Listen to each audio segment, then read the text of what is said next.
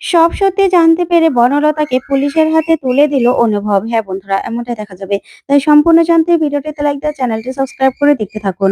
গল্পের শুরুতে দেখা যাবে পুলিশ একে একে সবাইকে জিজ্ঞাসাবাদ করে। তারপরে সবার ফিঙ্গারপ্রিন্ট নিয়ে নেয়। ওইদিকে দেখা যাবে রাতে অনুভব কাজ করছিল। তখনই বনলতা অনুভবকে বলে, আচ্ছা অনুভব, তুমি আমাকে সবার সামনে এইভাবে অপমান করতে পারলে? আমি তোমার স্ত্রী, আর তুমি কিনা আমাকে আমাকে ফাঁসিয়ে দিতে চাইলে? আমি তো বুঝতে পারছি না, তুমি কেন আমার সঙ্গে এরকম করছো? তখনই অনুভব কিচ্ছু বলে না। তখন বনলতা বলে, আচ্ছা, তুমি কি চাও? কি মনে করছো? যে আমি সরিয়েছি গয়নাগুলো? তুমি লাজুর হয়ে কথা বললে। অথচ অথচ তুমি আমাকে আমাকে ওরকম ভাবে সবার সামনে বলতে পারলে তুমি? আমি না বুঝতে পারছি না। বাইরের একটা মেয়ের জন্য তোমার এত ভাবনা। অথচ নিজের বউয়ের সম্মানটুকু তুমি রাখতে পারছো না। রাখতে পারছো না তুমি? তখন অনুভব কিছু না বললেই রেগে বনলতা অনুভবের কাছ থেকে ল্যাপটপটা নিয়ে নেয় আর বলে, "তুমি আমার কথার কোনো উত্তর দিচ্ছ না অনুভব। এখন কিন্তু এই ল্যাপটপটা আমি ভেঙে ফেলবো।" তখন অনুভব বলে, "দেখো বনলতা, তুমি তুমি না একটু মাথাটা ঠান্ডা করো। আর আমার না কাজ আছে, কাজ করতে দাও। আর এই ল্যাপটপটা অফিসের। এটার যদি কোন রকম কোন ক্ষতি হয় না, এখান থেকে কোন রকম ডকুমেন্ট যদি হারিয়ে যায়, তখন কিন্তু অফিস থেকে আমাকে তাড়িয়ে দেবে। আর তোমার যে ৳১০ লাখ টাকা পাওয়ার কথা ছিল, সেটাও না তুমি আর পাবে না।"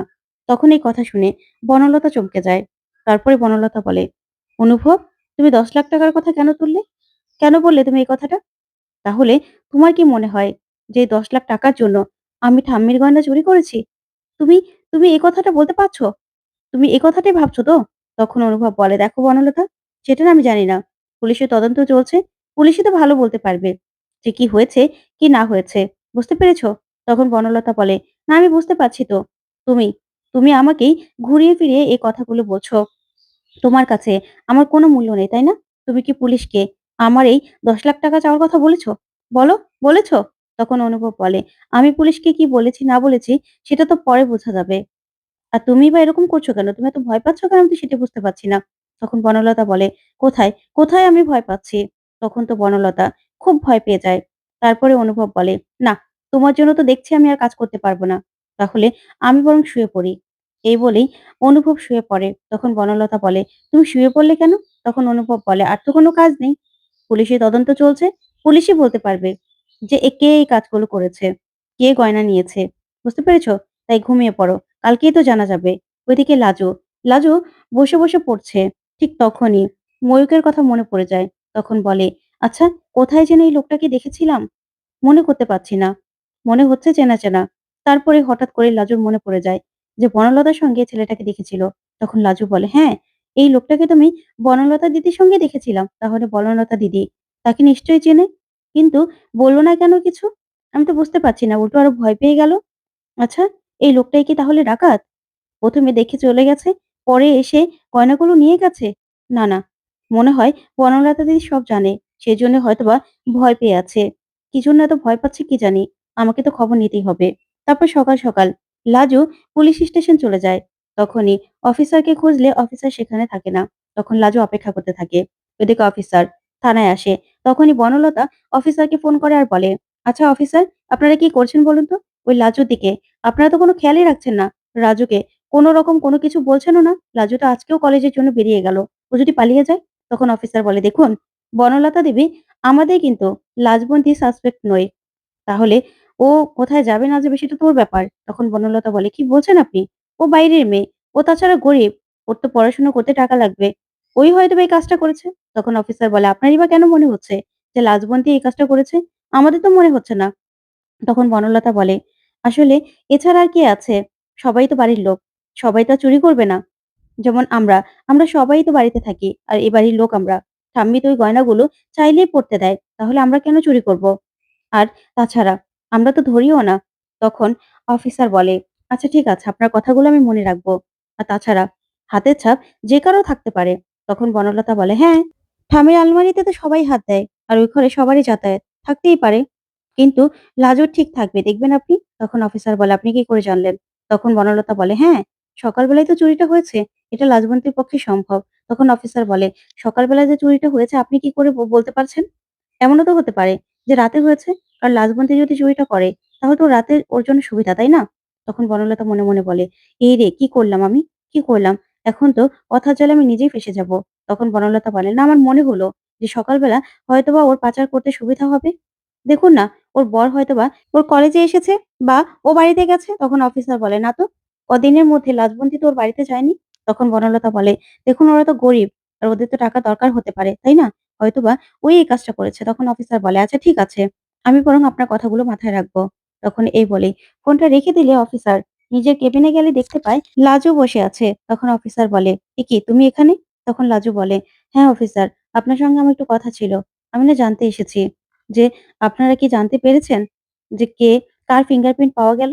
তখন অফিসার বলে, "কেন বলো তো?" তখন লাজু বলে, "না, রিপোর্টে কার ফিঙ্গারপ্রিন্ট পাওয়া গেল সেটা কি আমি জানতে চাইতে পারি না? কারণ সবাই তো আমাকেই চোর ভাবছে, আমার দিকে আঙুল তুলছে। তাহলে আমি নিজে তো আর চুরি করিনি, সেটা তো আমি জানি।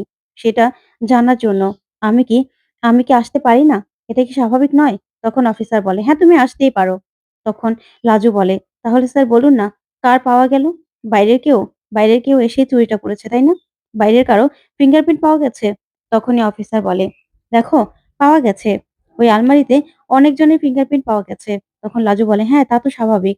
কারণ ঠাম্মির ঘরে ঠাম্মি, তারপরে কাকিমারা সবাই তো আলমারি খোলে। তাহলে সবার ফিঙ্গারপ্রিন্টও থাকবে। আর সঙ্গে যে চুরি করেছে তার ফিঙ্গারপ্রিন্টও থাকবে।" তখন অফিসার বলে, "হ্যাঁ, তোমাকে বলা যেতেই পারে। আর তোমাকে একটা কথা বলে দেই। তুমি আমাদের কোনোভাবেই সন্দেহের মধ্যে নেই। কারণ তোমার ফিঙ্গারপ্রিন্ট পাওয়া যায়নি। এখানে তোমার ঠাম্মির, তার ফিঙ্গারপ্রিন্ট পাওয়া গেছে।" তখন লাজু বলে, "হ্যাঁ, সেটা তো স্বাভাবিক। কারণ ঠাম্মি তো আলমারিটা খোলে।" তখন অফিসার বলে যে, "সেখানে অনুভবের মায়ের আর অনুভবের কাকিরও পাওয়া গেছে।" তখন লাজু বলে, "হ্যাঁ, তাদের তো পাওয়া যাবেই। কারণ বারবার করে আলমারি খুলে গয়নাগুলো খুঁজছিল না?" তখন অফিসার বলে, "আরেকজনেরও ফিঙ্গারপ্রিন্ট পাওয়া গেছে।" তখন লাজু বলে, "কার?" তখন অফিসার বলে, "তুমি বলো তো কার?" তখন লাজু বলে, "যে চুরি করেছে।" তখন অফিসার বলে, "না, সে তো হাতে গ্লাভস পরেও চুরি করতে পারে, তাই না? সেক্ষেত্রে?" তখন লাজু বলে, "হ্যাঁ, এটা তো ভেবে দেখিনি।" তখন অফিসার বলে, "না, তোমাকে বলছি, আরেকজনের পাওয়া গেছে, বনলতা চ্যাটার্জি। যার এখানে হাতের ছাপ পাওয়ারই কথা নয়।" তখন তো লাজু চমকে যায়। ওইদিকে দেখা যাবে বনলতাকে ময়ূক ফোন করে আবার টাকা চায়। তখন বনলতা বলে, "তুমি কি পাগল হয়ে গেছো? আমি তোমাকে প্রতিদিন কোথা থেকে টাকা দিব? এই তো সবে কতগুলো টাকা দিলাম।" তখন ময়ূক বলে, "দেখো বনলতা, আমি না বাজেভাবে ফেঁসে গেছি। তোমার টাকাগুলো দিয়ে ডাবল করতে গিয়ে সব টাকা আমি হেরে গেছি।" তখন বনলতা বলে, "কি? তুমি আমার দেওয়া টাকা দিয়ে জুয়া খেলেছো? তুমি পাগল? এই টাকাগুলো জোগাড় করতে আমার কত কষ্ট হয়েছে তুমি জানো?" তখন ময়ূক বলে, "দেখো, আমার না ভুল হয়ে গেছে। তাই তুমি এবারের মতো আমাকে বাঁচিয়ে দাও। না হলে আমার পাওনাদাররা আমাকে পেলে না মেরে ফেলবে। মেরে ফেলবে বনলতা। তাই আমাকে টাকা দাও।" তখন বনলতা বলে, "আমি কোনো টাকা দিতে পারব না। জানো তুমি আমার শ্বশুরবাড়ি থেকে আমি চুরি করেছি। এখন পুলিশ কেস চলছে। এই বাড়িতে আমি থাকতে পারবো কিনা সেটাও আমি জানি না। আর তুমি কিনা আমার কাছে টাকা চাইছো? আমি আর কোনো টাকা দিতে পারব না তোমাকে।" তখন ময়ূক বলে, "তাহলে তোমার বাপের বাড়ি থেকে টাকা নাও। তোমার নামে তো অনেক ডিপোজিট আছে। একটা ভেঙে আমাকে টাকা দাও।"